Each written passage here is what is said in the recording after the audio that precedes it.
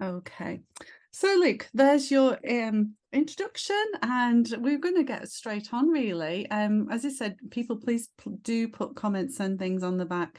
Don't worry. That first of all, somebody has already sent in and asked us about that they've had a doctor say that autism is characterized by anxiety. And, you know, we all know that it's not in the DSM. So what do you say to that? Well, it's difficult because you're recording it. So I'm not allowed to swear or anything, am I? It's okay, you're not born anxious. You're born autistic, you're not born anxious. One of the things that upsets, there's lots of things that upset me. One of the things that really seriously upset me with CAMS, and I know this for a fact, and it's not all CAMS, and I'm not having to go at anybody in particular, but there are some CAMS services that refuse to take on mental or referrals around mental health for young autistic people, claiming it's because they're autistic, not as if that's which to me just seems like complete, but it seems unlawful to me, I have to say. And it's complete rubbish anyway. Being anxious is not the sole domain, or being mentally ill is not the sole domain of being autistic. And it doesn't, and why are you suddenly a different class of human by being autistic, as if all of a sudden then you can get dismissed arbitrarily by service provision?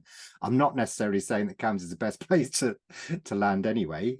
Again, I'm not talking about specific CAMS services, but to dismiss an entire population based on their neurotype is just astonishing. I literally don't really have words that aren't expletives about it. But going back to the original question anyway, so you are not born anxious. Autistic people are not by definition anxious. However, I would say most, if not many, or certainly above average, massively above average, autistic people are anxious, often to a pathological degree. So if you accept that both of those statements are true, and they are, so you being autistic does not directly equate to being anxious, but most autistic people are anxious, then it means we're getting it wrong. It's as simple as that. So we, as in society, whoever we are, generally speaking, are causing anxiety. So I'm talking about anxiety as a secondary psychiatric condition, not as a primary mental illness. So you can be pathologically anxious in the same way that you can be clinically depressed in terms of all sorts of odd things going on in your brain. That's not what I'm talking about. I'm talking about, well, going back to what it was going to come up sooner or later, so I might as well stick it in now. Autism plus environment equals outcome, with my self-professed golden equation. Other people might not call it a golden equation, but I do. And it's simply put, and I remember talking about the media, I wrote an article that ended up in the papers, and people got really cross about it. I was basically saying that being autistic only means being autistic. That's all it means. I was trying to get across the point. Stop making assumptions about autistic people just because they're autistic. So many people say, don't they, when you disclose, say, oh, I'm autistic, and they come back with some absolute guff going, oh, well, that must mean X, Y, and Z. It doesn't mean anything. It means you're autistic. Simple as that. I was trying to get this point across, and I had so many complaints going, you clearly don't understand, blah, blah, blah, blah. Anyway, but if we accept that you're born autistic, you're going to die autistic, and that's it. But being autistic literally is your own individual neurotype with your own individual circumstances. But there is this collective almost norm of higher levels of intense, ongoing anxiety, stroke trauma. And then we take that equation into account, autism plus environment equals outcome. And we also subsequently recognize, rightly so, presumably, you can't change being autistic, and nor should you want to, nor should we be trying to. Then the only thing left to change, if you want to change the outcome of that equation, is the environment. And actually, talking about the book that I've wrote a while ago that's out later on this year, it's only 3 chapters. I didn't think I'd get away with it. I like doing things in 3. So if you look at my books, I've now got 3, 6, 9, 12, 15, and I think 18, or I might have doubled up on 12, I can't remember. But anyway, I think my next one's going to be 27, which is 3 times 3 times. So I'm quite excited about that. Anyway, so yeah, going back to that. So one of the chapters is all about what actually constitutes the environment. So that's me bleating on going, autism plus environment equals outcome. What's the environment even mean? And I've tried to break that down into, well, I've broken it down to 6 subsections, and then one of those 6 is broken into 3 to make it 9. And that includes obviously yourself, the people around you, the sensory environment, and so on and so forth. So going into that into much more detail to maybe give a platform or a framework for people to identify, actually, what is it that's causing this anxiety for me? What is it that's causing this anxiety for my child? What is it that's causing this anxiety for my wife, or whatever it might be? And actually, is it anxiety that I'm feeling, or is this anxiety that's over and above what is considered the norm for the predominant neurotype? So many autistic people just think it's normal to be anxious. It blows my mind. You start talking about when people say, well, you know, when you wake up anxious, it's like, well, not everybody does. What do you mean not everybody does? Or this other thing that I've got, sorry, this is only the first question. Sorry, Lynn, I know it's supposed to be a conversation. I get overexcited, but this concept of autistic safety, I love this idea of autistic safety. What I don't love is when you talk to so many autistic people and say, okay, so you talk to the predominant neurotype and say, oh, when do you feel safe? They're like, oh, I feel safe most of the time. You know, I don't really think about it very much. You don't think about it because it doesn't, the opposite doesn't happen very often. Or if you say to the PNT, when did you last feel unsafe? And they're like, oh, well, I know that because, and then they cite a specific example, some hooligan shouted at me across the road or whatever it might be. And they can remember that because it's so significant.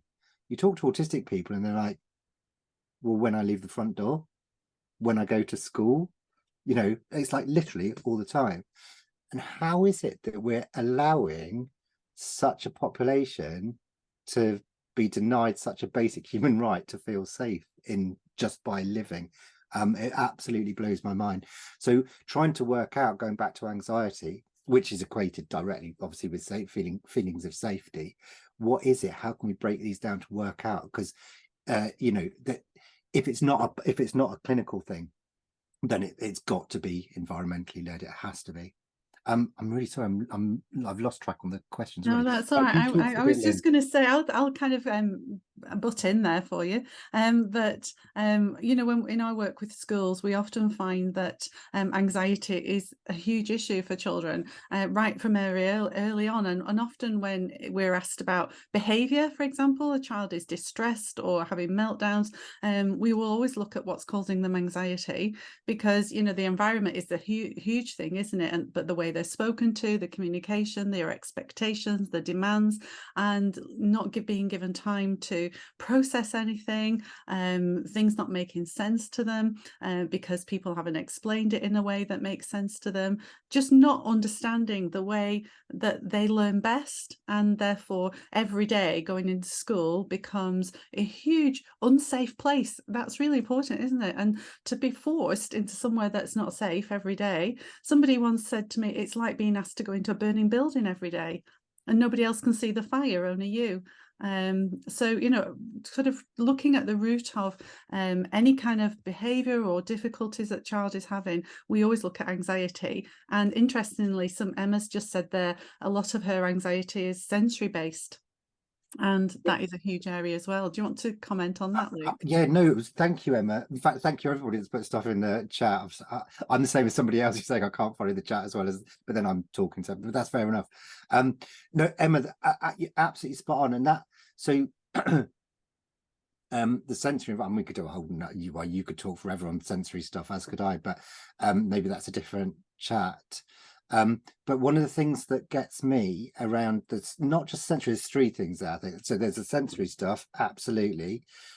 Then there's communication and gaslighting, all 3 of which can lead directly to trauma, and that sort of low level ongoing, and it is gaslighting. I've had arguments with people, so I'm not talking about gaslighting in terms of coercive control. I'm talking about gaslighting in terms of questioning your reality. So, and they're all tied together.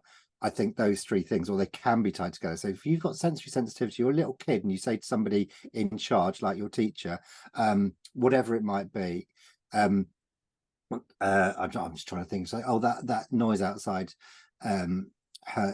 or somebody's voice. Actually, this is quite a good one. So the tone of somebody's voice, tonality. We don't listen. We don't understand that the tonality of somebody's voice can be absolutely excruciating. So if you're hyperacusive, you've got synesthesia, actually that particular timbre of somebody's voice is physically painful to you, and you go to your teacher as you've been taught to do with a problem, and they respond by saying, "Oh no, it doesn't really hurt." So what that person has done, that person is a trusted individual, has either called you a liar and gaslit you and told you your experience is not worth listening to, or it's taught you that your feeling of being hurt is not what you thought it was. So you can therefore dismiss it forevermore. And every time you're hurt in the future, you're not really hurt because that's what that teacher has said. And the third component of that, so that's sensory, that's gaslighting. Gaslighting go on forever and ever and ever. And we've got to be so careful. It breaks my heart the number of kids you see and speaking to an adult, and the adult dismisses what the kid says. And you've got a non-autistic adult with an autistic kid. And what the adult hasn't understood is that autistic communication is different to non-autistic communication, I think. So the use of words that an individual has. So if I say I am hurt, and that adult understands the word hurt from a PNT perspective and it doesn't apply to them, they then apply that same concept onto the autistic kid, which doesn't work. Like, it obviously is not going to work because you're a different neurotype. And it not only does it not work conceptually, it doesn't work anyway, because the child is blatantly telling you something that you're then summarily dismissing. And it's, and I'm not saying it happens all the time, but when it does happen, that is what that is genuine gaslighting for a young person. Same in adulthood, absolutely same in employment. Nobody else has a problem with it. Well, I'm not everybody else. So all you've done is just yet again to say it's too stressful for you to bring this up, so you just have to live with it. And it's same with I'm just going to get this off my head, off my chest, the whole thing about masking. You so often, like Lynn will be the same. I could almost guarantee, especially being a teacher, if you do CPD for teachers and you introduce masking, so many teachers say, well, we all mask. I'm masking when I'm teaching. Yeah. And it goes back to what I'm saying about the disparity between autistic communication in terms of words and the meaning of words and the PNT response. So if a PNT, and feel free to use this, I'm not being horrible, but in terms of getting people to understand that it's all about individual lived experience. It's not about the words. And if you misjudge those words, you're misjudging the lived experience of the individual. So yes, I absolutely agree. Teachers, you do mask when you're in the class, or you often, everybody does to a certain degree. That is not the same as autistic masking. It's not the same thing at all. And there are obviously 3 questions. You can go back to that person and say, when you mask, are you consciously aware all of the time that you're doing it? Does it take a huge amount of effort to do it? And afterwards, you completely knackered as a result? And if the answer to those 3 things are no, it's not the same as autistic masking. Yeah. And it's sorry, Lynn, I'm babbling. No, again. it's all right. I love, we're both very passionate about this, and I'm just looking at the comments, and people are really agreeing and sharing their experiences. But Lawrence has really brought a really good, important message across, is that teachers are not trained enough. There's not enough training for teachers about understanding the autistic viewpoint or the communication. And I know that when we as a team have done training with schools, it does transform how they then communicate and support their children. But when we're just a small team, and there's 24,000 schools in this country, so there's a lot of work to be done. But I think it's just this assumption, isn't it, that there's one way to be, that is so ingrained in our education system, and then it's kind of makes our children more vulnerable as well. So I recently did some work with the police, a police, what do you call it, service, sorry, up in Cumbria, and they were talking about the vulnerability of autistic young people, in terms of exploitation and being abused, and how they come across them in the criminal justice system. And it all stems back from education, and I'm so passionate about that, that we've got to get it right in education. We've got to get better training out there and understanding. It's a big broken system, we all know, but I think as well, everybody here is another person understanding it better, isn't it? And so we've got to kind of keep going and keep telling people. 100%. And yeah, I suppose I need to be careful what a bit too late, so I need to be careful what I'm saying. No, I agree. Like, I'm not having to go at anybody. I'm not having to go at teachers. I'm not having to go. I'm literally not having to go. It's not anybody's fault. Why would you know anything about autism? And even if you do know something about autism, I know nothing about the next autistic person I'm going to meet. Literally nothing. it goes back to what I was saying earlier. Being autistic means being autistic, and if it's that individual, I by definition know nothing about that person around the corner that I'm yet to meet, which is why my life is literally the best life of anybody's in the world, because I am never ever ever going to stop learning. But I also worry, am I allowed to say this? I mean, knowledge is power, and good teaching about autism is fantastic, but how much good teaching, poor autism teaching is worse than none in a way, I think. And every teacher really, if you don't know about autism or Down syndrome or any other label, I suppose, but if your attitude is, I'm going to get to know this child, I'm going to listen to them, I'm going to listen to their parent and learn together, that is wonderful baseline, isn't it? As you say, Emma's just said that you don't need to know about the condition, just about the child or the kid, which is great. That's great. We've gone on a bit about that, so I'm going to ask you another question. In your books around anxiety, what are the key themes that you've covered within that? Oh God, I can't. It was ages since I wrote this. Well, what key themes do you think people ought to know about anxiety and autistic people?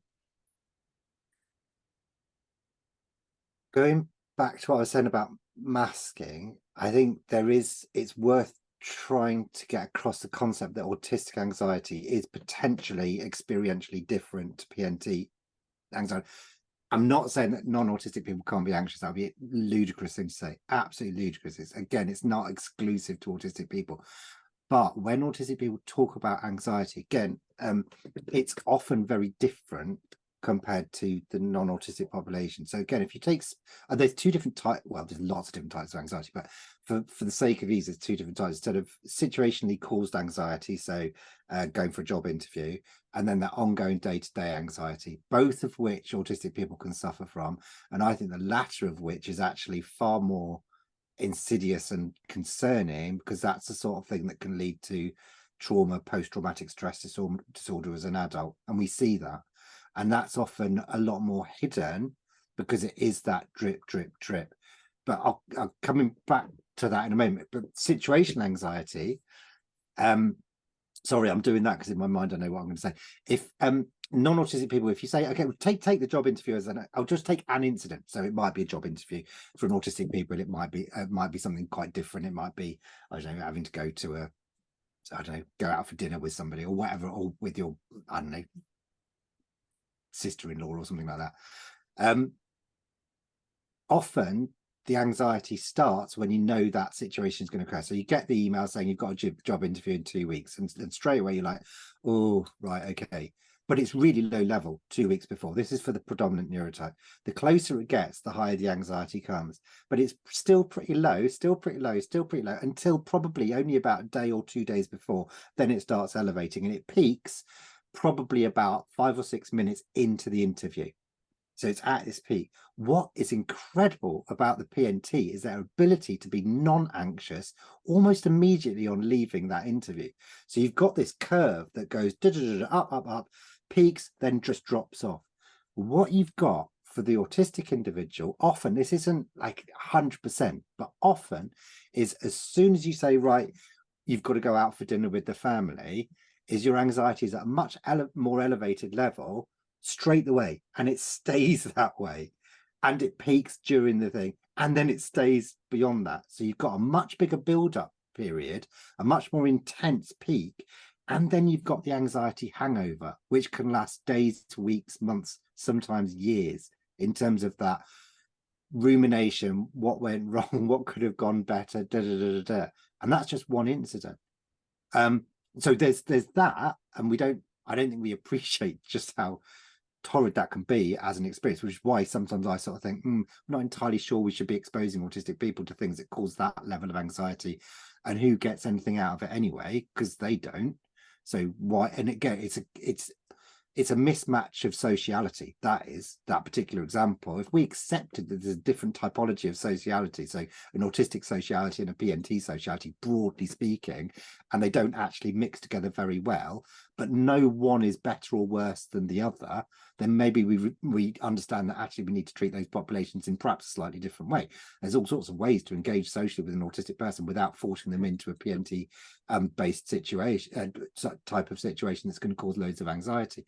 And then the other anxiety, which is going back to what you were asking, Lynn, in terms of the books, probably the key thing within the books is that all the things that we can change, like literally in terms of understanding that autistic communication is potentially quite qualitatively different. The sensory environment is qualitatively different. It goes back to what you were saying in terms of how, and I think there's been some comments in terms of teaching staff saying, you know, how are we supposed to, if you are doing things that work in inverted commas for most of the population, then almost by definition they won't be working for your autistic person. So that means you have to be doing things differently, otherwise you're going to potentially be causing increased anxiety. And if we're exposing autistic children and adults to that ongoing level of anxiety without listening to it and without doing anything and acknowledging it and doing anything about it, then living in that constant state of stress, of increased elevated stress through school. So say, for example, I mean, one of the things that really drives me mad, anybody who's ever heard me speak will know, is about the noise of the school bell. We know that autistic kids are auditory hypersensitive a lot of the time. And in fact, you ask any child in school, do you like the noise of the school bell? You're not going to get many going, oh yeah, I can't wait, I love it. You might love what it depicts in terms of the end of the school day, but you don't like the noise itself. And actually, if that noise is painful to you, that and the corridor crush. So again, if you're tactile sensitive and you process light touch as pain, that, in fact, both of those, just imagine if you, you got a young man who finds the noise of the school bell painful. You've got a young woman, autistic woman, who finds light touch painful. And we don't do anything about it. You are literally telling those children you have to put up with being physically abused 7, 8, 9 times a day. And then when you get home, you've got to self-regulate, you've got to churn your way. Oh, by the way, you've expected to learn at the same time. And then all night you're just lying there thinking, I've got to do all that all over again tomorrow and the next day and the next day. And there's no end in sight, because apparently this goes on for years and nobody's doing anything about it. And then you've got a school that says, sod it, we'll get rid of the school bell and we'll have staggered transition times. Job done. You've literally saved the lives of some individuals, because we trigger warning. These individuals end up, we know about the high suicide rate. We know the life expectancy rate of autistic people, how much younger it is. So, you know, take that as it, but these are some of the reasons, literally some of the reasons. I had a student talk about some of our lovely students, and by the way, it's very intimidating to talk to them. There are so many people I can see who I'm thinking, you should be doing this talk, not me. But anyway, yeah, sorry, off at a tangent. But don't be intimidated by us, we're all friends. Well, that's very kind of you, Lynn. But I had a student years ago who decided to listen, and she worked in an autism specific school where, of course, you record incidents of so-called challenging behavior. They got rid of the school bell. I think they used a lighting system instead, low-level lighting, and they had transition times where they staggered. So it was like literally a third of the number of people in corridors over a longer period of time. And some mainstream schools said, oh yeah, you lose 5 minutes of teaching. I don't care. You can lose 5 minutes teaching, and then you've got a mentally well happy individual who doesn't have to suffer pain every time. Like, it seems to me to be a bit of a no-brainer. And by the way, there are quite a lot of those individuals who would choose those quiet times during corridor to avoid the corridor crush. It's not just the isolated individual. So you're not going to have individuals walking along completely on their own being exposed. Anyway, she did these things, and her incidence of so-called challenging behavior reduced by 2/3 literally overnight during those periods of time. So it does work. Yeah, it does take quite a lot. And I recently interviewed a couple of head teachers who'd worked hard at, you know, making their school sensory friendly, and the challenges are there and they're real. But it's great when it comes from leaders, and I think they have to be the ones who really make it a whole school thing, ethos, don't they?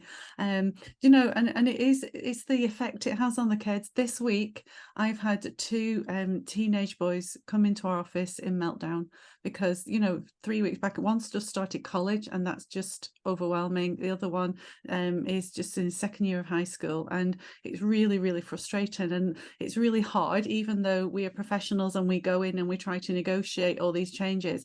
It feels like we're fighting a lot, parents are fighting, and the system, and I'm just acknowledging some of the comments some people are making, that it's really hard work, isn't it? And to be honest, there are some good schools out there who are really trying, and we just need to clone them. Somebody said about cloning them, because somebody said, would it harm PNT children if we did autistic friendly schools? Well, I've never ever seen any evidence of that, and so I would say definitely no.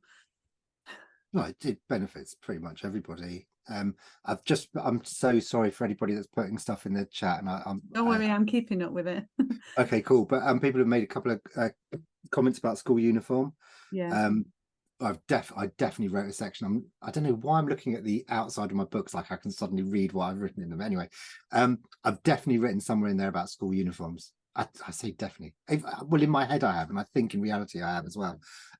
Again, it's one of those things that you just think is an absolute no-brainer in terms of the Equality Act. Surely it's, you all know about the Equality Act, but in terms of is an individual at a substantial disadvantage as a direct result of their, in inverted commas, disability, and could we put what would be a reasonable adjustment to mitigate that substantial disadvantage?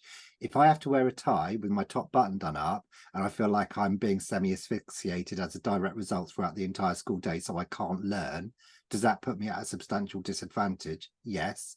Would it be reasonable to just say loosen your tie and undo your top button so you don't feel that you're being strangled every day? Yes. If you're not doing it, you're acting unlawfully, in my view. I'm not a solicitor. I am an expert witness in court. So that is, to me, an absolute no-brainer. And there's loads and loads of other, that was just one example of so many in terms of trying to encapsulate and understand the need of autistic individuals. And it doesn't, people get so worried saying, oh, if we make these changes then everybody's going to want them and it'll be like anarchy. It really isn't. And if everybody doesn't, it really cracks up. It's like everybody will want to do it. Well, maybe it's good for everyone then. There you go, there's your answer. Job done. But going back into what you said earlier about in terms of the books and what have you, it strikes me that obviously people, it's rhetoric almost. One size doesn't fit all, and everybody says it and everybody knows it, and then often we do a one size fits all approach. And for me, I think I wrote this somewhere anyway, the fewer options there are available to autistic children and adults, clearly the higher risk there is of discrimination. And I really genuinely believe that.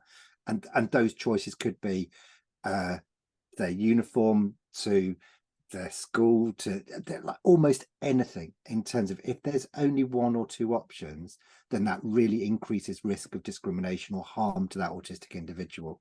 And I'd love to know Lynn's views on that. And obviously it's so difficult for schools. Yeah. And this, by the way, I include education in that. So people so often say to me, oh, what's best for my autistic child? Is it an autism specific school? Is it a mainstream? And I always go, show me the child and show me the school. Show me the child and show me their curriculum. Show me the child and show me their one teacher who's going to be, key to that individual child. Show me that particular child the following year, and it might be a different environment. However, if the government suddenly said, okay, well, actually, there are loads of really cheap options for education, and we're going to support home education properly and fund it in the same way that we do other school placements, and we're going to create little yurts by the river for those 5 individuals who are going to absolutely thrive, etc. I'm there with them, by the way. And increase those choices. Then all of a sudden, and if people then say, oh yeah, loads of kids will want to go and learn in those yurts. Okay, well, maybe that's the answer then. A hell of a lot cheaper than bricks and mortar. I promise you, I've looked into it. So, if there were a myriad of options, I like the word myriad, if there are a myriad of educational options, and it doesn't have to cost the earth, then that's going to be beneficial to everybody. Sorry, Lynn, you had your... No, it's all right. It's just somebody saying, Kaya said, if we change, how would you respond to if we change this thing, there will be another anxiety along straight after? I would say, well, those anxieties are probably all there and all needing addressing. But, and Lawrence has said, prove it. So, yeah, I mean, people just say really dismissive things. And I think the reason why we are so passionate about this, isn't it? That we're seeing the fallout. We're seeing children who are hurting, who are traumatized, falling out of education for the want of just being understood, first of all.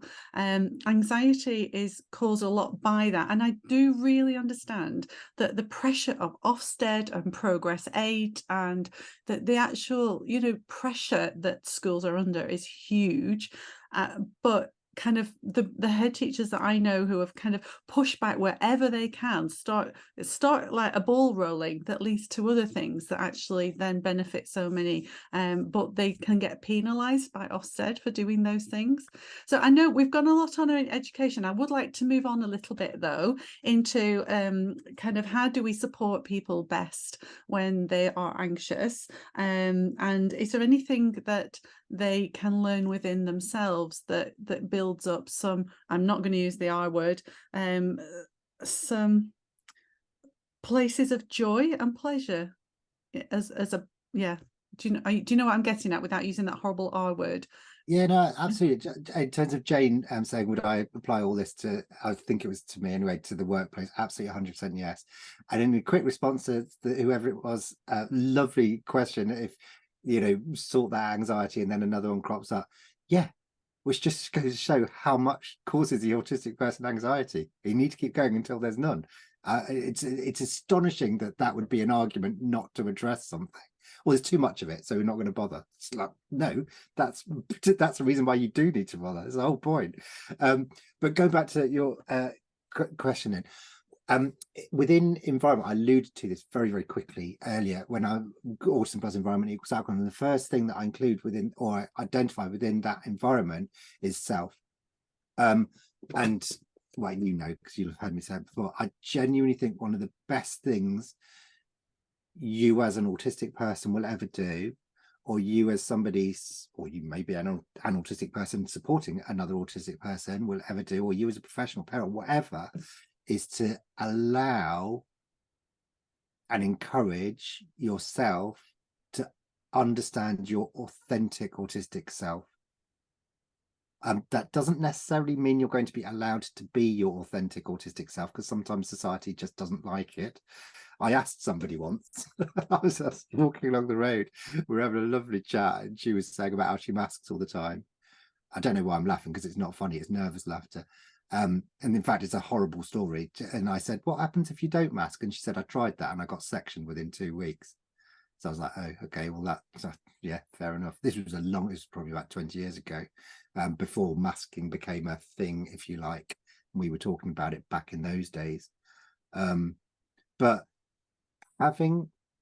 my view is that lots of autistic people judge themselves. Autistic people are brutal about judging themselves often, and so good at picking up at where their weaknesses might lie, and so shit at understanding how brilliant they are. I don't know if it's that's just in my experience of all of the hundreds of autistic people I know. It's not research, and I'm not applying that to all autistic people, that would be nuts, but it seems to be a really common theme. But I also think lots of autistic people will judge themselves against a set of parameters that don't apply to them. So they apply to the non-autistic population. And if you're going to do that, you're going to get it wrong. Those decisions, and that's why I think so many autistic people make decisions about themselves that end in failure. And then they do it again and again and again and again and again, because the parameters against which they're judging themselves or making those decisions aren't appropriate to them, because it's not about their own authentic autistic self. And that's one of the reasons. And we know, any decent psychologist will tell you, or anybody in terms of just understanding humans will know, the better you understand yourself, the better opportunities you will have around being content, because you are going to make decisions that are more appropriate to you than if you don't know yourself very well. It's fairly simple. But if you grow up autistic without knowing it, you're at a massive disadvantage. If you grow up knowing you're autistic but not knowing what that really means, you're at a massive disadvantage. So I teach autism, like that's my job. And people have to pay for that. Where are the courses for autistic people to learn about themselves? We allow non-autistic people to go on courses to learn about autism. We don't offer the same opportunities for autistic people to learn about. Luke, Not shall we do always. one? Shall we do one, Luke? Shall we set one up? And actually, I buy courses, and it has to be on with very small numbers of people, because you have to have that level of compatibility. But I've done it. I have done it. I've done it with friends or people who I've worked with. We do it with the young people that we work with. It's one and of yeah, the you things will we do is and really helping them understand themselves as a basis for everything, and that actually leads to them understanding why they're anxious a lot of the time as well. And there was a really good book coming out with Rebecca Doofus this year, Autism, Identity and Me. We've always kind of used very similar resources anyway, but yeah, they're really there you go. I think my name's in there actually, because I think I read it before it came out. But it was just, I think that is really important. It's a really positive thing we can do for young people and adults, and just help them celebrate who they are. And you know, a lot of our kids get bullied because they're autistic, and you know, they're constantly being given these negative messages about what autism is from other kids. It's used as an insult. So it's so important that we just give them so many positive messages about themselves, and let them know it is the environment that's not created for them that's a lot of their problem, really. And finding a good environment is going to take maybe a bit of time, isn't it, subtly? It does. It enables you to at least have some level of, and I don't know what word I was going to say, armor, but that's very close to the R word that you're referring to then. But if somebody says something, it goes back to that gaslighting. If you could actually recognize that isn't actually true, I know myself better than that, then that does reduce risk of that trauma. It does really, really help. If you end up with that mentality of actually I know better, and fair enough, you don't understand me, but I don't have to take your perspective into account because I know myself better than you do. That's really important. That's so important. I said that I'm like the luckiest person in the world. I'm so privileged to know so many individuals. I had this extraordinary experience about a year or two ago, and a 16-year-old wrote to me and she wanted to know what I thought about this piece of writing she'd done. It was for her final English project or something similar to that in her last year at school. She was leaving school to go to sixth form college. In fact, I asked her after I'd read it, I asked her if she would consider publishing it, because it was just so extraordinary. And it was essentially an extended letter to her school. And she said, I'm going to leave it to the school. When I've done the final copy, when I've left, or on the day that I'm leaving, I'm going to leave it with the school. And it was basically saying, for the last however many years, 8, 9, 10 years or whatever it was, I've lived in this awful environment where the word autism is seen as a slur, as people have used it over and over again, including staff. And I've been made to feel like an inferior second-class citizen, and it has absolutely crucified me. I've never had a voice. I'm not one of those individuals who would ever speak up for myself, and I'm leaving this letter in the hope that it never happens again. It was fucking out. I was like, I was like, oh my God. And then she said, I'm just gonna go to a different sixth form college, and she was an amazing character, absolutely amazing. And you just think that's a letter that should never ever have to have been written. Oh gosh, yeah, and that makes me cry as well. I often sit in my car and cry because these young people, when they do talk to us, have such amazing sensitivity, empathy, understanding, heart, and desire to do well, and they're crushed a lot, aren't they? And that's not good. It is awful. Lynn, are you trying to claim autistic people have got empathy? He says in a sarcastic manner. Lots of it. But it goes back. Actually, it does go back to that teaching, doesn't it?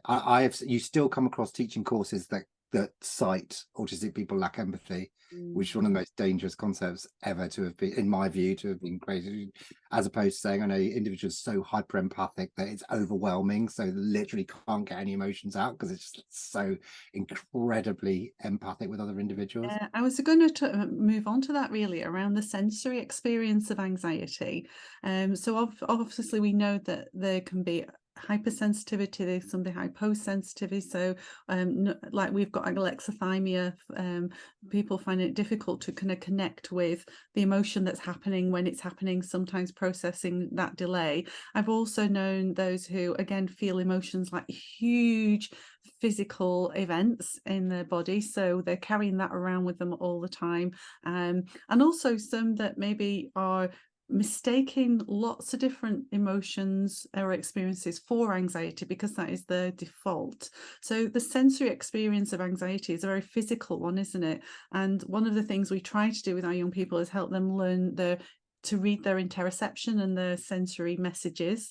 So, what is your experience around that as well? Yeah, that's absolutely spot on. And I think actually that direct proactive teaching that so few people actually do. So, and again, I think it comes back to, in a sense, understanding of self and understanding your sensory environment. So it's what, and again, you'll know this. In fact, loads of people here will know one of those. It's exploring your sensory profile blows you away. When someone says, "Oh no, most people can't actually hear electricity." What do you mean they can't hear electricity in the room? Really? Are they deaf? You can't hear electricity? You what? You don't know what volume, what number volume the television's on just by listening to it? Really? How strange. So when you walk in and change the volume so it's a multiple of 3, they look at you saying, "What are you doing?" I said, "Well, it's not on 27." And they're like, "Well, how do you know?" It's like, "Well, you can hear it, can't you?" And they say no. It's like, what?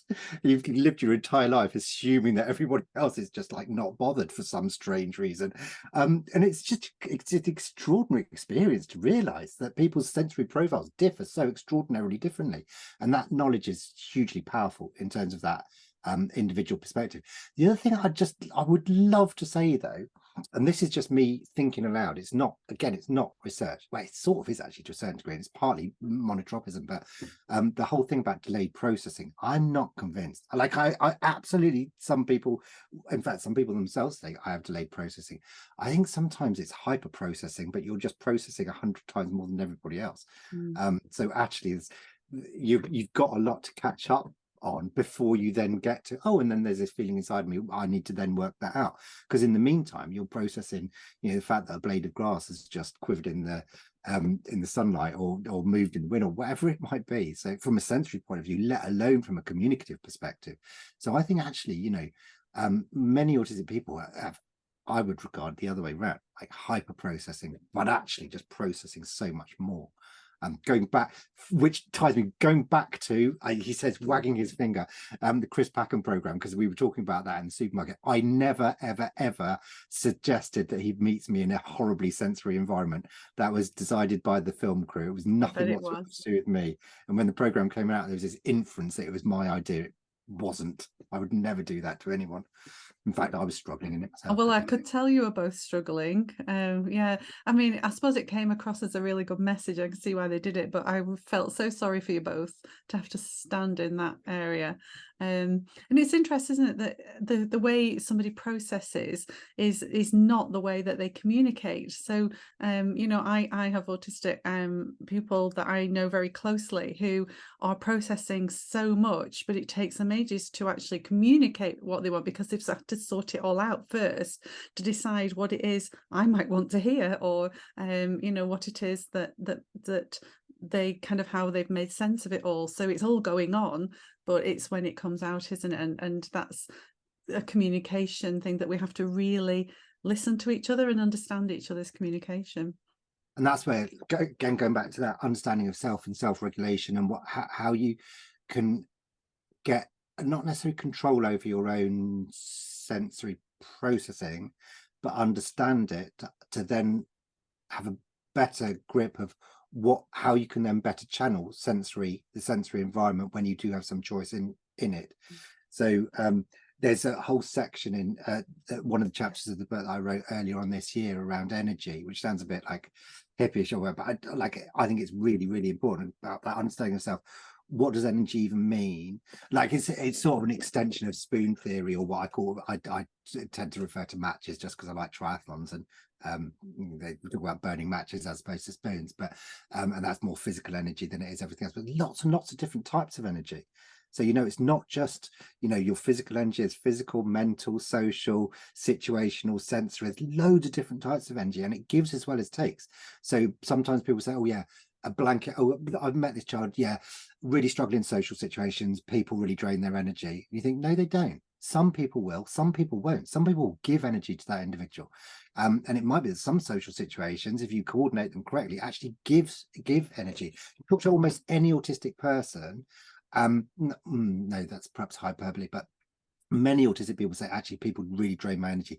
You also then say, what about when you connect with that one other autistic person? They're like, oh my God, it's the most delicious thing in the entire universe. It's the best time of my life. He's like, yeah, that gives you, so it's not people per se, it's just certain types of people. And if you know that, like, I'm a big fan, like going back to Rebecca's book or some of the stuff that you've written as well, actually, Lynn, if you can keep a record actually proactively, and it's all about understanding of self in terms of what gives and what takes energy. Forget about anybody else. So some people might say, oh yeah, physical energy, you run a 5k and that drains your physical energy but really gives you a boost in terms of your mental energy because you've never done a 5k. For somebody else, they might say, oh, I've only done 5k and I normally do 15k a day, so that actually is depleted by energy because I'm really annoyed with myself, etc, etc, etc.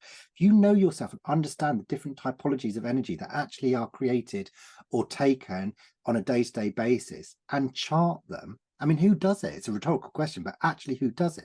Why aren't we doing it? Because it tells you so much about yourself to then be able to wake up in the morning with additional spoons as opposed to being in a spoon deficit or being, really, really struggling in terms of your spoons.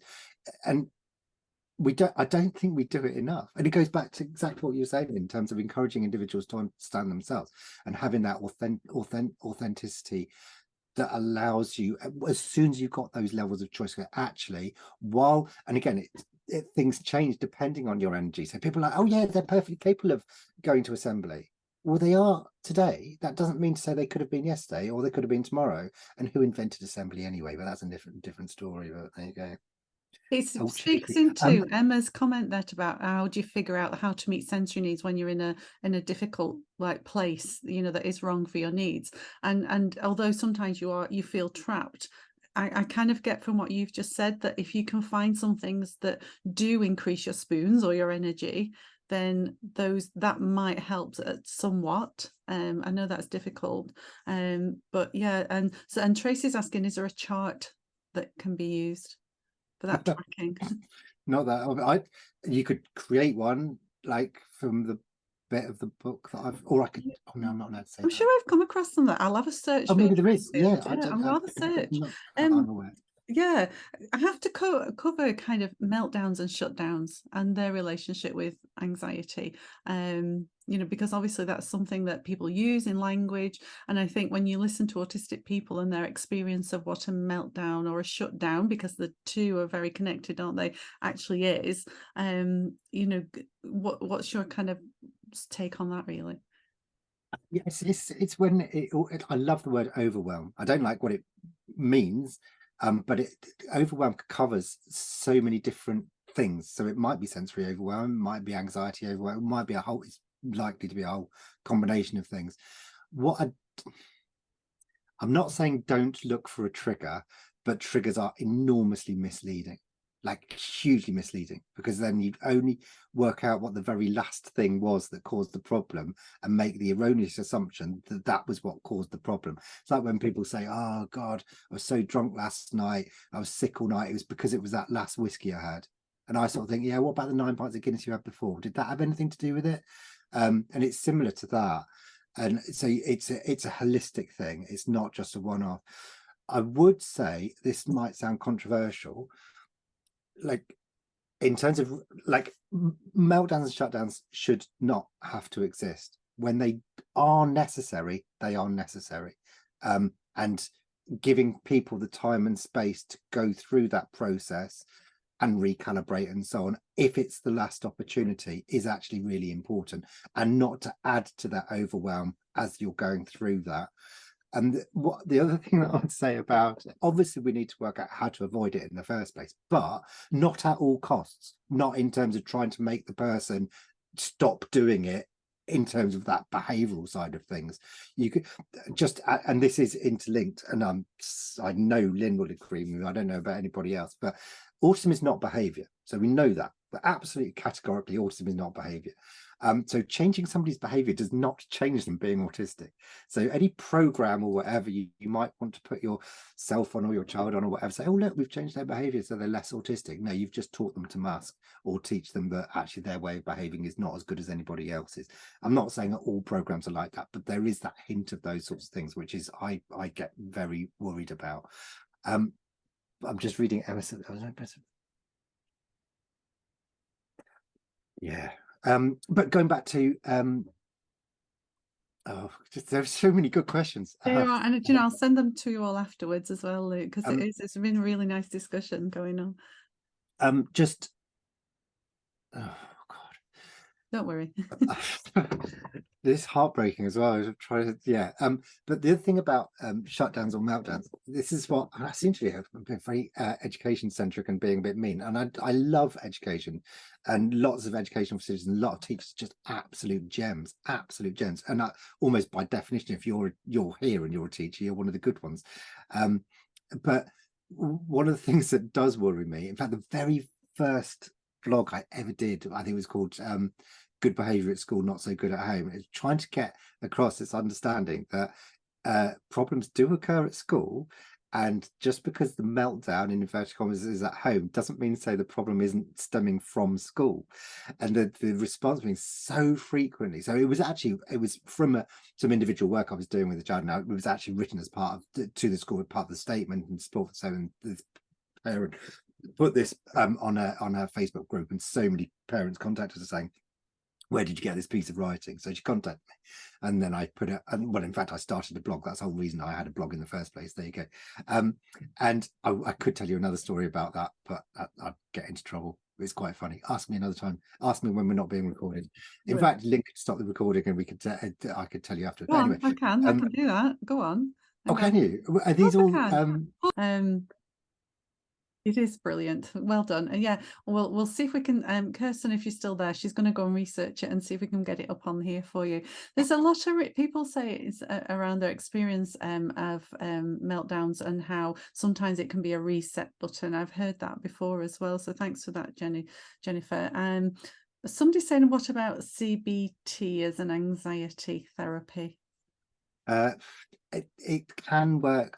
Talking to autistic people, some autistic people would say CBT works, some autistic people would say it was the worst thing that they wish had never exposed themselves to it in the first place.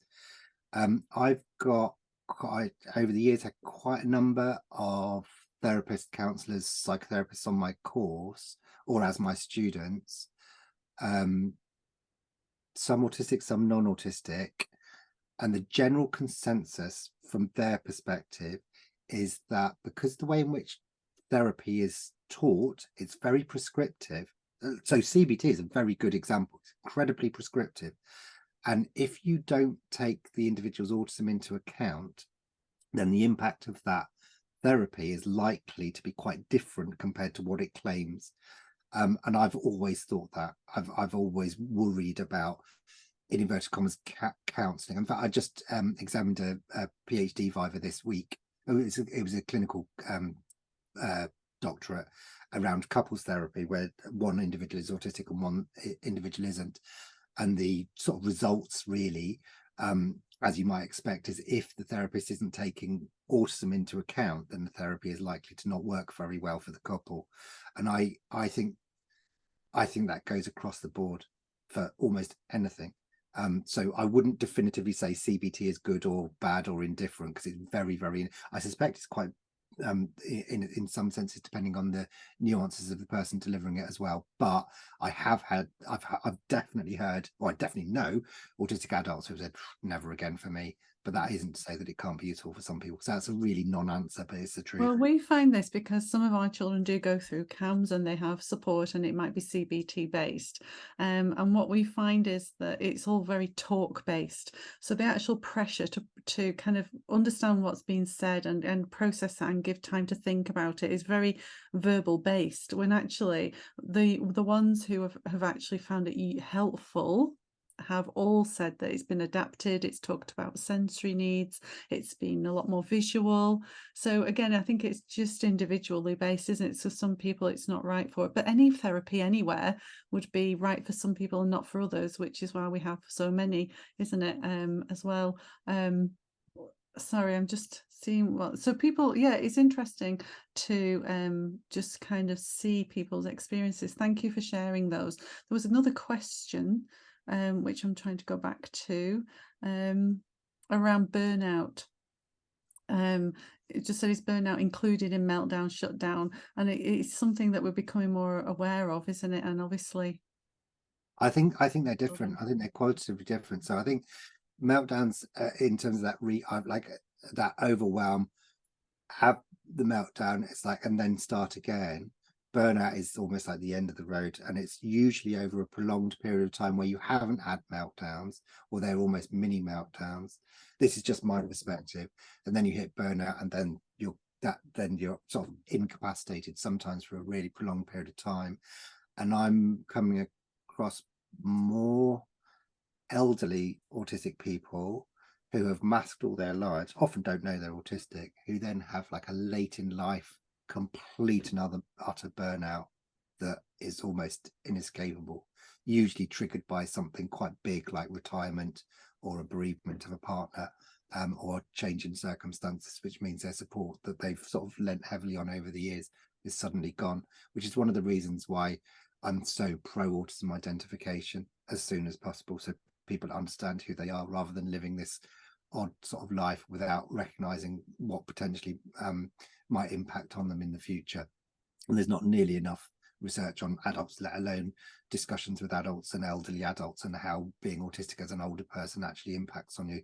So that really does worry me. But burnout is incredibly frightening. When people say, what do we do when we're in burnout, there's no answer as far as I know. I'd like to hear what you say, but really it's a case of how do you avoid it in the first place.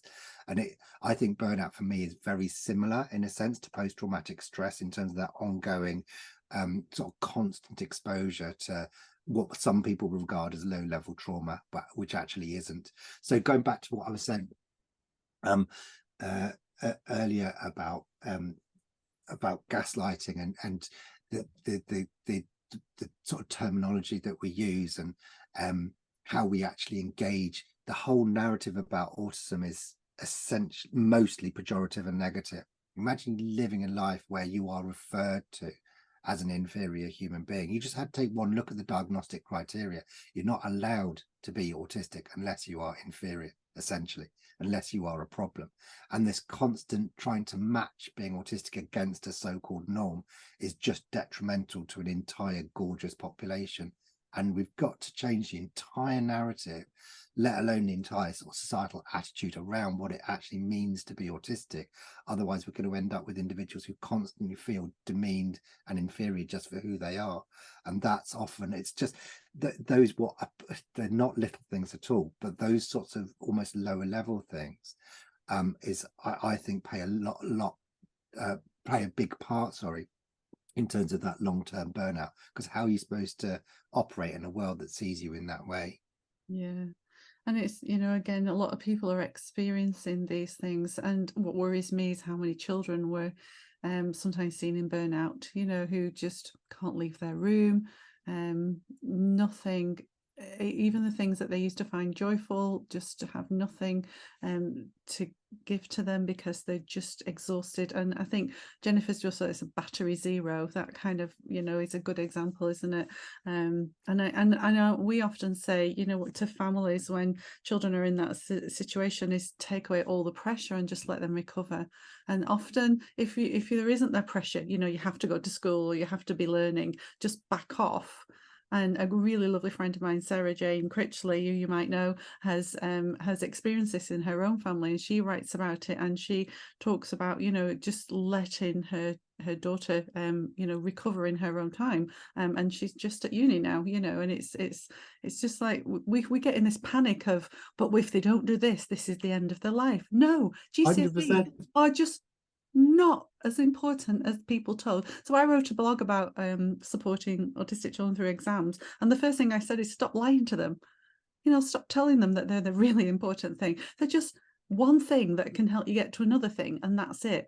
But and it's hard because schools are absolutely you know, battered for not having good GCSE results. I know that. But as far as those individual children are concerned, that is not the most important thing in their life if they're struggling. It's about making sure they're healthy and well, and that's so important. 100%. And what I love, and I don't have to say this as a professional, I can say this as a parent.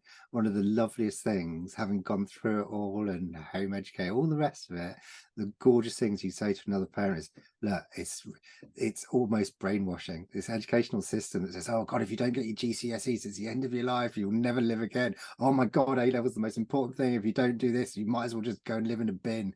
It's complete rubbish. It's absolute pants. I've got a doctoral student who's nearly completed his PhD, which will make me cry, on autistic courage. Left school at 14. Brilliant PhD student. And I've got, in fact, most of my PhD students have got similar stories, and they're working at doctoral level. And I love the fact that they sort of chuckling to themselves, going, "Oh, if any of my old, you know, teachers could see me now and what they told me when I was younger." And then you've got the number of people I know.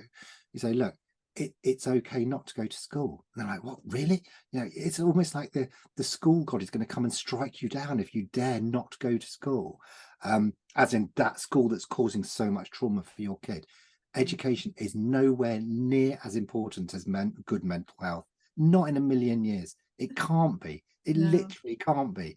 Have you any advice then for what any parent who's have a child at the moment who is, you know, not in school, not going out of the room, very, very anxious, really, really struggling? Have you any advice of anything they can do now in this moment?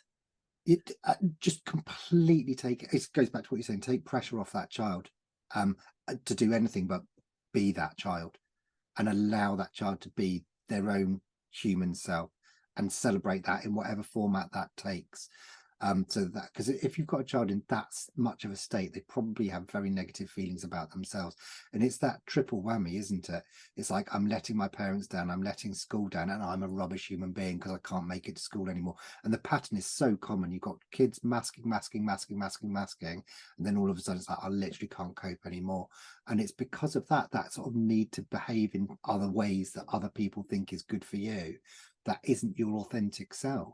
And it's a huge problem, and I don't know what the answer is because I'm not education secretary, but in fact I do know what the answers are, but I'm not education secretary, so I can't put them into place. But we've got this system where there's so much onus and responsibility on parents to force their children to school, and it's the same across the world. I was doing a seminar in Australia, and somebody said, you know, my child is screaming getting into the car every single morning. It takes 2 hours, and we get them. The head teacher is a real authoritarian. You've got to go to school. I saw it, mentioning no names, you see it all over Twitter with certain key people saying it's all about getting to school. It doesn't matter how distraught your child is, it's about getting them through the school case.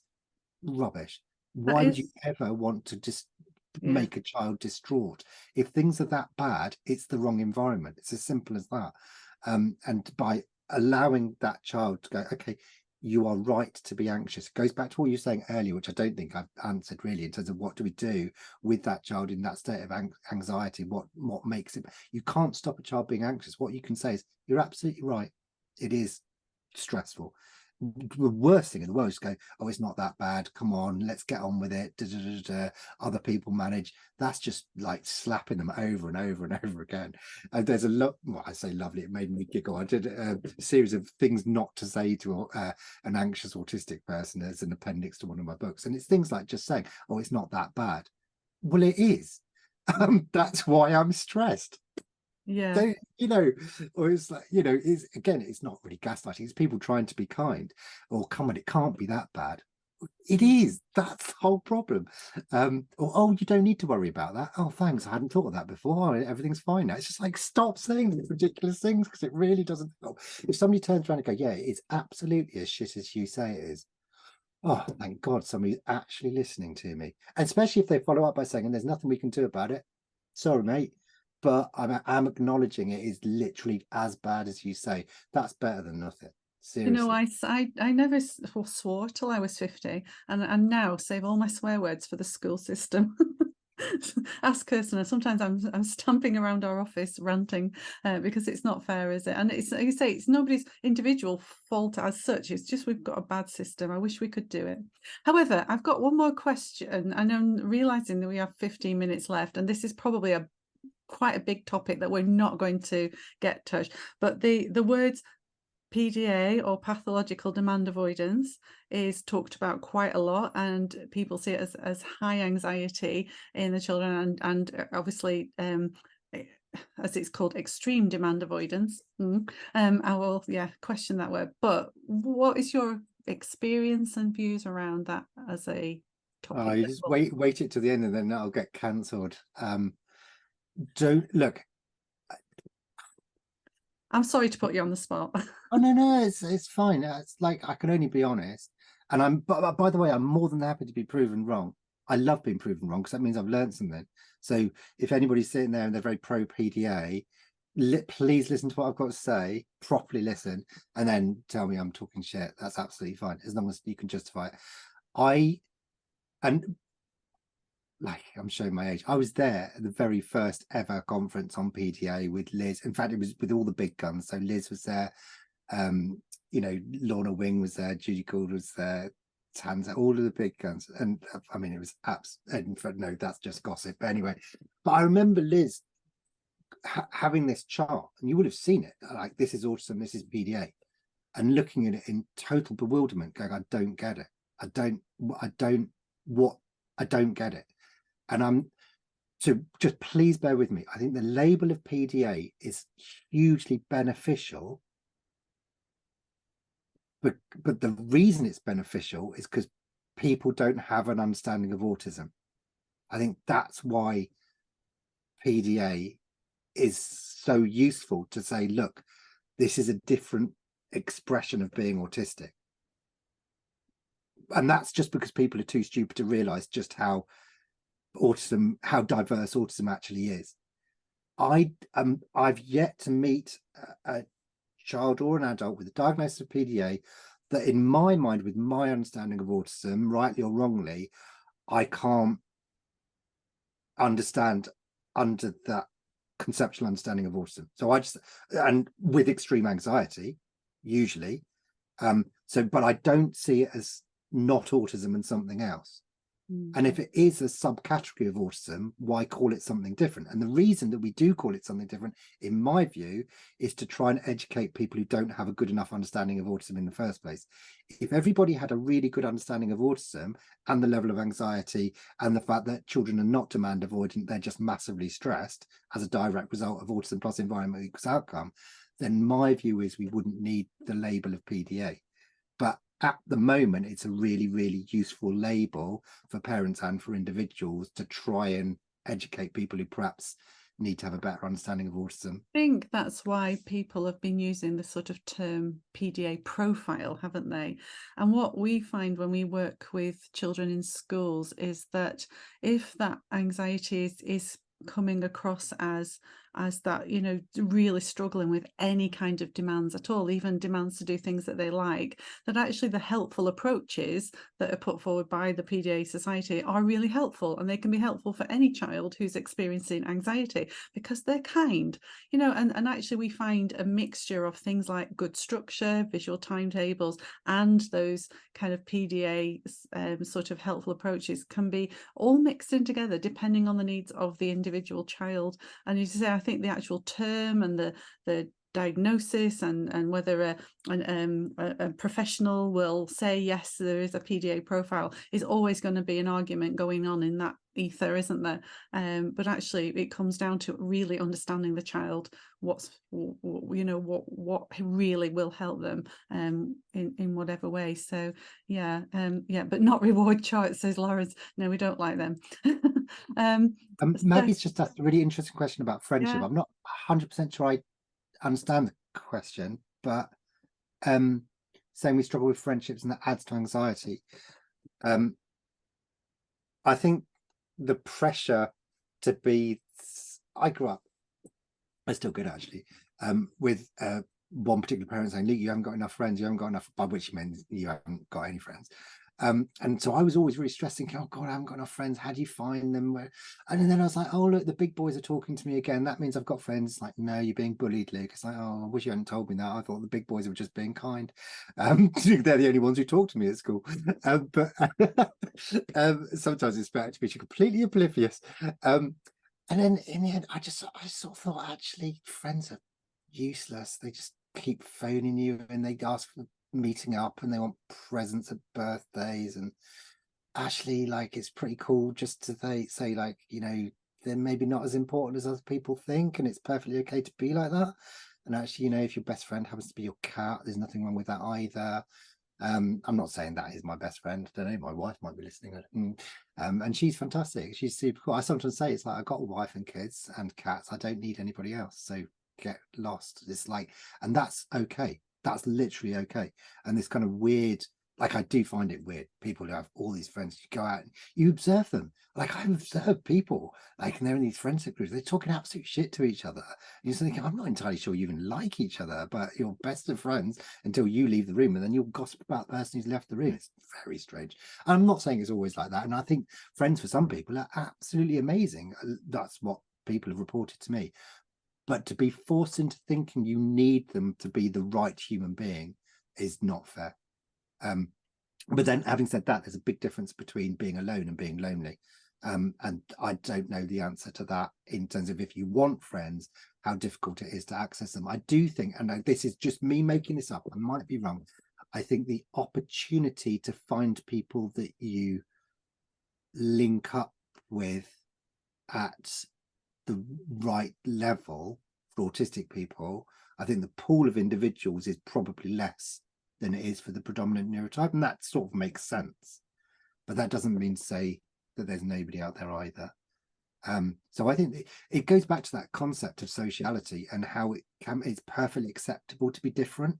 It goes back to everything that you've been saying, Lynn, that I know that you massively encourage. I've developed this idea of, God, it sounds awful. I was about to say, I was talking to the United Nations about it the other day, but I was, about the need for teaching autism history, neurodiversity, in the same way that we talk about different sexuality in schools. How cool will it be? It's like, yeah, in my email signature, it says they, them, and my neurotype is this. And it's just completely normal. And for those sorts of things to be absolutely normalized. In one of my books, I think I wrote something around along lines of, I can't wait for the day where it's completely normal for a university professor to be walking along in a onesie.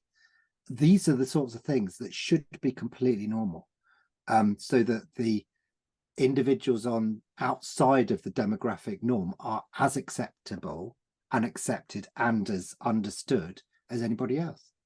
And it isn't really rocket science. I know, and it really fits in, doesn't it, with the double empathy that Luke, sorry, not you, Damien Milton, that we all. Well, I did come up with it first, but there you go. Yeah, we all kind of know that it's all about everybody understanding each other, and there not being a predominant neurotype way of being that is everybody else is not. Is broken from that, and it's rubbish because we've had that for too long, and we've got to challenge it, haven't we? That this mythical thing of normal is just boring, but also nobody measures up to it, and we're just all pretending. But actually, it's been very damaging to people who actually we just autistic and neurodivergent people particularly, because there's been so much. Oh, what's the word? Persecution, I would say, in the past. Yeah, and I think you're absolutely right to bring up double empathy. I was only sort of half joking when I said I didn't come up with double empathy first in a million years. I came up with what I call cross neurological theory of mind, which is a rubbish way of calling double empathy. I just happened to write about it before Damien actually wrote about it, and he wrote about it way better than I ever did, and was actually talking about it before I was. So he should get all of the credit, 100%, especially with coming up with a much better phrase about it. Cross neurological theory of mind, rubbish. Why not call it double empathy? Oh, that's a good idea.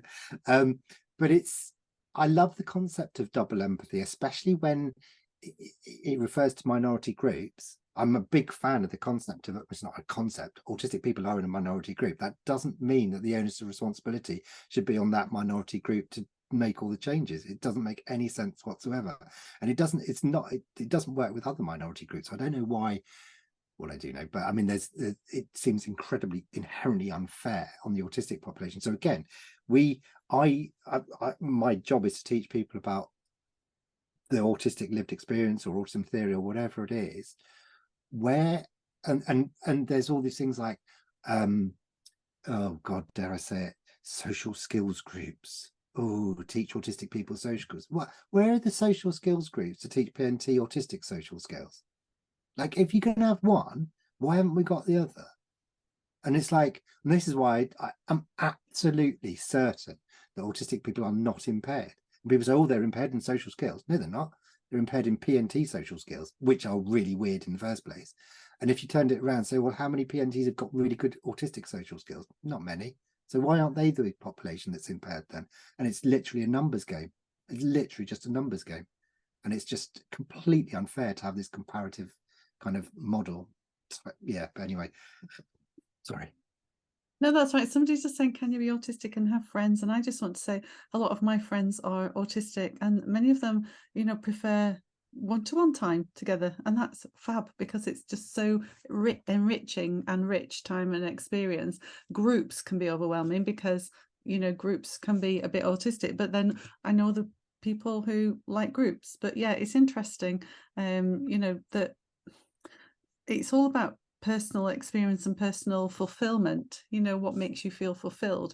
And you said earlier about connecting with somebody who really gets you and really likes the same things as you, and it might be just for that time where you're both involved in, say, a computer game, and it's just such a really enriching time. That's a friendship. It doesn't mean that you have to have like that person on your doorstep every 2 minutes, doesn't it, either? And it's like we have this false view of friendship. And social skill group, yeah. We've done, Kirsten did her dissertation on this, actually, pupils views of that. And interestingly, a lot of the young people we play, they actually really enjoy the time out of class, because it's we play games a lot with kids, and we don't actually teach them social skills, but we chat about difficulties and things that they have problems with, and we kind of take what they say and go and try and make a difference. And it's all about, we're not teaching social skills, but we're talking about the social experiences that they have, because that has been helping them develop confidence. It helps us pick up on bullying and deal with that. But yeah, it's interesting that yeah, it's such a hard thing in schools. But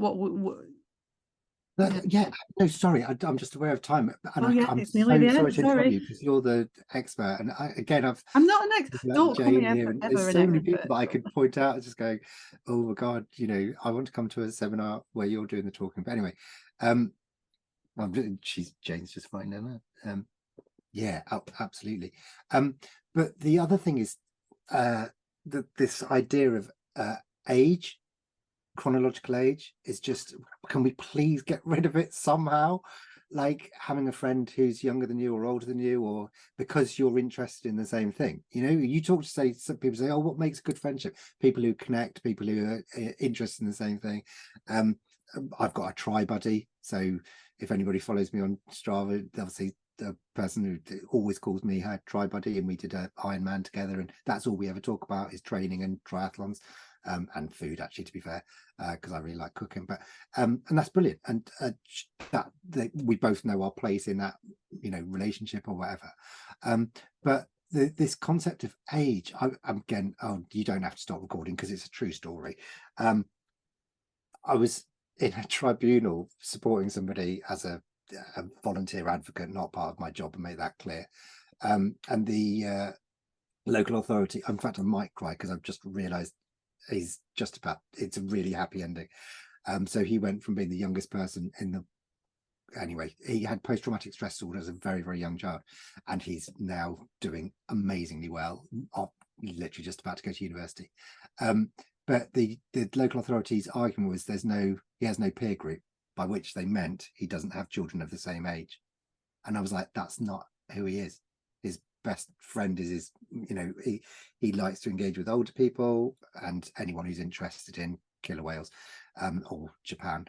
It's totally and in the tribunal, they were like, no.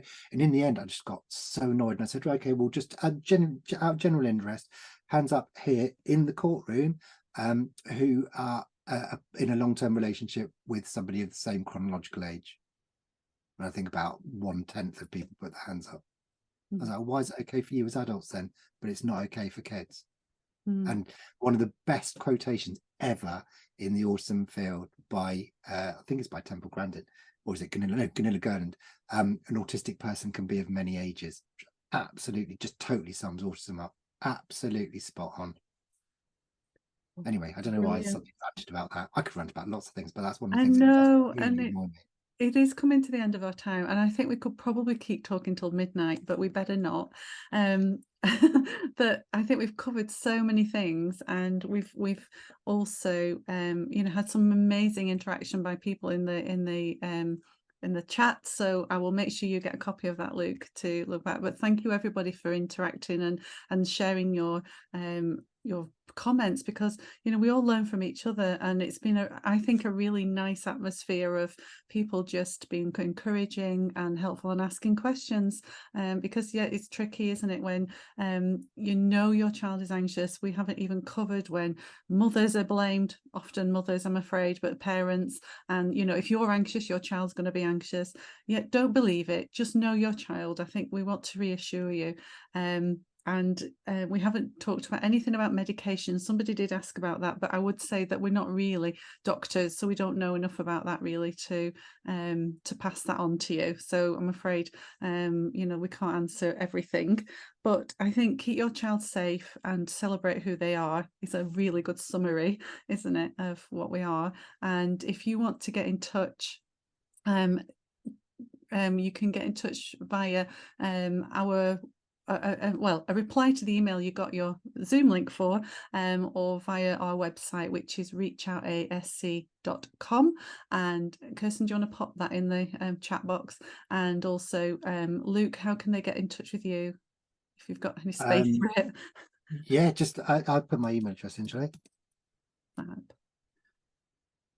I think that's right. Yeah. Fabulous. And I'm hoping to meet you at Kirsten's graduation in a couple of weeks. November 21st. Yeah, whenever. Yeah. Yes, I've had other people who insist that I'm going to be there, so I'll have to mooch around Sheffield. Yeah, I won't bother you socially. I'll just wave.